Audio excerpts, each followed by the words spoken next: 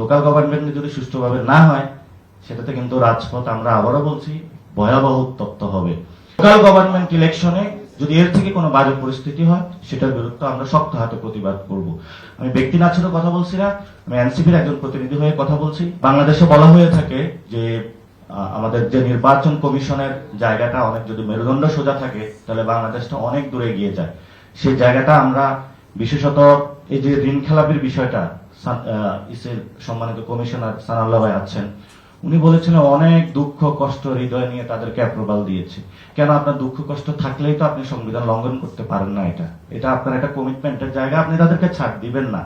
এবং এখানে যেভাবে হলো নগ্নভাবে মারামারি হয়েছে ঋণ খেলাপের নিয়ে, ইলেকশন কমিশনের সামনে যেভাবে ঘেরাও দিয়ে তাদেরকে নিয়ে নেওয়া হয়েছে, এটা বাংলাদেশের সভ্য ইতিহাসে এটা এই গণঅভ্যুত্থানের পরে এটা আপনারা করতে পারেন নাই, এবং কিন্তু করেছেন আপনারা।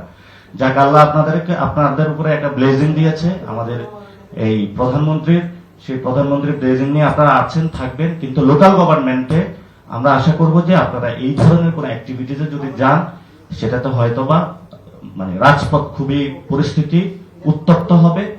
সেই সময় যখন আফরোজা আব্বাস নির্বাচন কমিশনের সামনে ওই যেটা হলো বিভাগীয় যে কমিশনার অফিসের সামনে 5 থেকে 6,000 লোক নিয়েছিল, আমি ডাক দিলে সেখানে 50 থেকে 1 লাখ লোক আসতো, তাহলে একটা রক্তাক্ত মারামারি হইতো, অনেকগুলা লাশ পড়তো।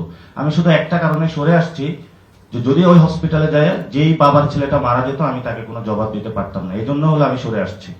তো ইনশাল্লাহ এটা কিন্তু বাংলাদেশে বিচার হবে। এই নির্বাচন কমিশনে যারা এই নির্বাচনে নেতৃত্ব দিয়েছেন তাদের বিচার ইনশাল্লাহ ভবিষ্যতে আমরা বাংলার মাটিতে করব।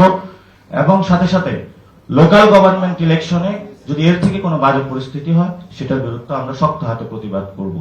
আমরা এখানে বাই কনস্টিটিউশন দেশের জন্য কাজ করতেছি। আমরা নির্বাচন কমিশনের প্রধানের বাসায় যাব, খাবো, এটা পার্সোনাল সম্পর্ক।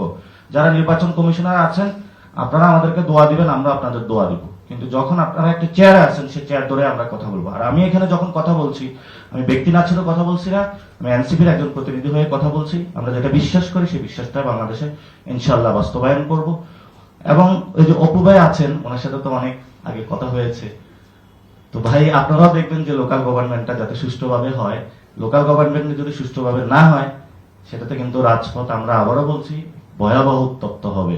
এবং লাস্ট যে কথাটা দিয়ে শেষ করব, সাংবাদিক ভাইয়েরা আপনারা সবচেয়ে টাফেস্ট জব এই নির্বাচন কমিশনে করে থাকেন, এবং আপনাদের চোখ কিন্তু ফাঁকি দেয় না এখানে কে দুর্নীতিগ্রস্ত আর কে চোট বাটপার গুন্ডা এখানে আছে, সবগুলো আপনারা জানেন। কিন্তু হলো আপনারা হয়তো বা মালিক পক্ষের চাপ বা অন্যান্য চাপে এগুলো বলতে পারবেন না। কিন্তু আশা করবো যে একটা সময়ে যে যারা রিপোর্টার্স বিওয়ান বর্ডার থেকে আছে এই ধরনের ইন্টারন্যাশনাল অর্গানাইজেশন সেগুলোর সাথে আপনারা কানেক্টেড হবেন। আমরাও সে জায়গায় প্রচেষ্টা করবো আপনাদেরকে কানেক্ট করিয়ে দেওয়ার জন্য। আরেকটি অর্গানাইজেশন আছে প্রটেক্টেড জার্নালিস্ট যারা আছে, তারা কিন্তু সাংবাদিকদের নিরাপত্তা দিয়ে থাকে, এবং কোন সাংবাদিক যদি সত্যিকারের সাংবাদিক হতে চায় তাদের ইন্টারন্যাশনাল নিরাপত্তা আছে। আমরা ইন্টারন্যাশনালি সেই জায়গাগুলো কানেকশন বিল্ড আপ করতেছি। ইনশাআল্লাহ আশা করি যে বাংলাদেশের সাংবাদিক জগৎকে আমরা নতুন করে সাজাবো।